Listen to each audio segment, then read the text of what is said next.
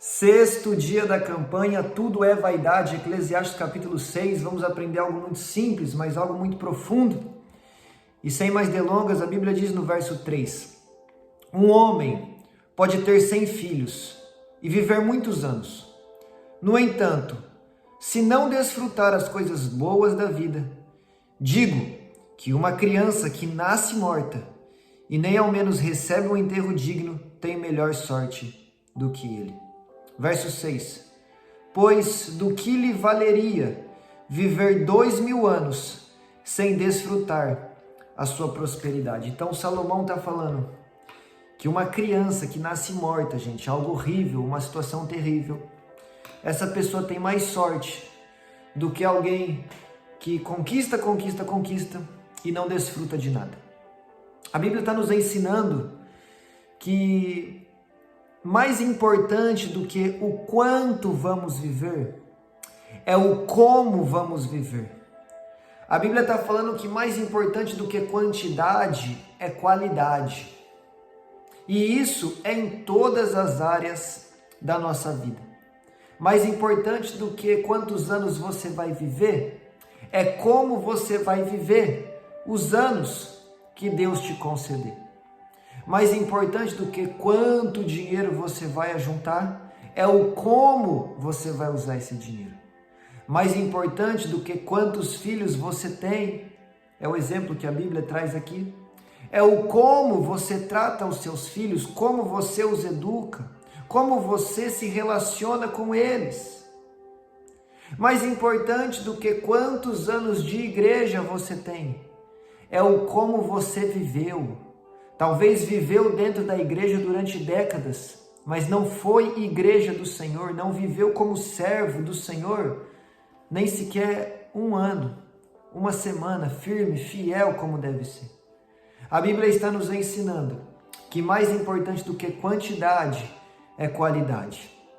Jesus tinha uma multidão que o seguia, mas que ele deixava chegar mais próximo eram apenas 12. E que ele levava para momentos particulares eram apenas 3. Uma multidão o seguia, ele enviou 70, 12 eram mais próximos, comiam com ele na mesa, mas apenas 3 entravam na sua intimidade. Porque mais importante do que a quantidade de amigos que você tem, é a qualidade dos amigos que você tem. Mais importante do que números, é essência, é o como você vive, é o como você encara a vida, é o como você se porta diante da presença de Deus.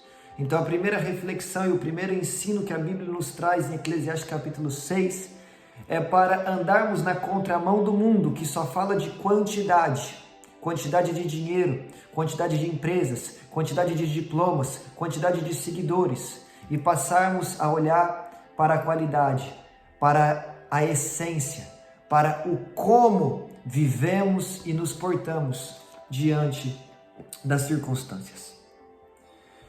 Verso 9.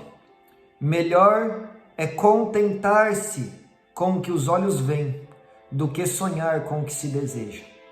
Preste atenção, Salomão não está falando que é errado ou que é ruim sonhar com o que se deseja. Na verdade, isso é muito importante, isso traz perspectiva à nossa vida, isso traz esperança. Isso traz foco, isso traz objetivo, isso traz meta, isso traz prioridades, isso é extremamente importante. Mas Salomão está falando que melhor do que sonhar é você se contentar com aquilo que você já tem. O apóstolo Paulo falou algo parecido com isso em Filipenses capítulo 4, versículo 11, quando ele diz que ele já viveu todo tipo de situação. Ele já teve nos palácios e ele já teve no deserto, ele já teve nos banquetes e manjares e ele já passou fome, ele já teve as melhores roupas e ele já passou frio. Mas aí em Filipenses 4:11 ele fala, mas eu aprendi a contentar-me em toda e qualquer circunstância. Aí vem o verso 13 tão famoso, porque tudo posso naquele que me fortalece.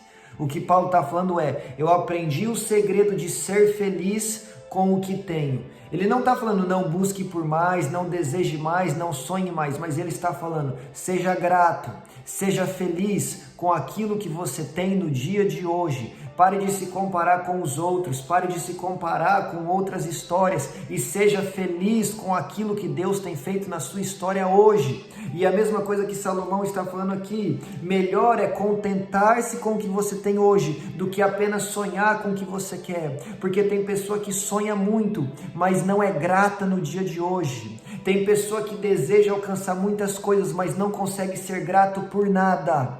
Oh meu Deus do céu, está na hora de nós começarmos a ver Deus nos pequenos detalhes. Está na hora de nós começarmos a ser grato ao Senhor no dia de hoje. Eu estou todo arrepiado. Está na hora de nós começarmos a agradecer pelas pequenas coisas da vida. Sonhe grande, queira viver coisas grandes, queira chegar a lugares maiores, mais altos, mais importantes. Mas enquanto isso não acontece e enquanto você trilha esse caminho, seja grato a Deus. Contente-se com o dia de hoje, contente-se com a graça que Deus derramou sobre a sua vida hoje, contente-se com o amor de Deus, com a misericórdia de Deus, com a alegria que vem de Deus, contente-se, seja feliz, aleluia, com aquilo que Deus já tem te proporcionado, amém? E no final desse vídeo, eu deixarei por aqui esse vídeo, que fala sobre Filipenses 4:11, que já tem gravado aqui no canal. E aí a Bíblia diz no verso 12 e último verso: na verdade, quem sabe o que é bom para o homem nos poucos dias da sua vida vazia, em que ele passa como uma sombra? Quem sabe o que é bom para o homem? Sabe quem sabe o que é bom para o homem? O Criador do homem. Aquele que planejou a vida do homem. A Bíblia diz em Hebreus 12:2, olhai atentamente para o autor e consumador. Propaganda. No YouTube. A Bíblia diz em Hebreus 12:2, olhai atentamente para o autor e consumador da sua fé. Autor e consumador, está falando de Jesus. Autor porque ele está no início, consumador porque ele está no fim. A Bíblia chama Jesus de o primeiro e o último, o alfa e o ômega, o princípio e o fim. Sabe quem é que sabe o que é bom para a sua vida e para a minha vida? Aquele que está no início da nossa história, aquele que caminha conosco durante toda a nossa história e aquele que já está no fim da nossa história e conhece ela. Sabe quem é que sabe o que é bom para mim e para você? Aquele que em Salmo 139 nós aprendemos que já escreveu todos os dias da nossa história no seu livro. Sabe quem é que sabe o que é bom para você e para mim? Aquele que a Bíblia revela como sendo onisciente, pois ele sabe de todas as coisas. Quem sabe o que é bom para você é Deus. Quem sabe o que é bom para você é o Pai, o Filho e o Espírito Santo.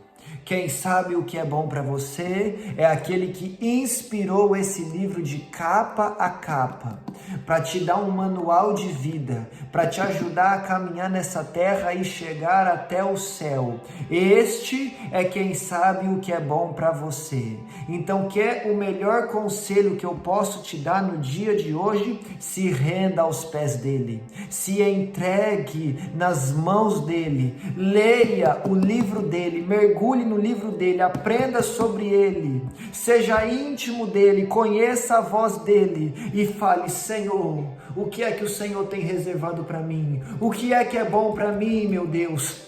Pois eu li na tua palavra em Jeremias 29:11 que o Senhor é quem tem planos de paz, planos bons, planos de futuro, planos de esperança para a minha vida. E eu quero viver estes planos. Quem sabe o que é bom para você é o Senhor Deus, o Todo-Poderoso. Então não perca mais tempo, mas entregue a sua vida nas mãos dele. Viva de acordo com a sua palavra. Para de viver de acordo com o seu achismo. O ser humano é limitado, o ser humano é falho. O seu achismo uma hora vai falhar, vai errar. errar, mas a palavra de Deus não falha, a palavra de Deus não erra, ela é perfeita, ela é inerrante, ela é imutável. Então viva de acordo com a palavra viva, fiel, verdadeira e eficaz, a palavra de Deus, e certamente você viverá os bons planos do Senhor.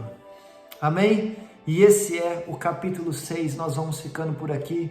Que Deus te abençoe, eu te espero aqui amanhã no capítulo 7 e se alimente dessa palavra, se alimente desses conselhos, desse direcionamento que desceu do céu para a minha e para a sua vida no dia de hoje.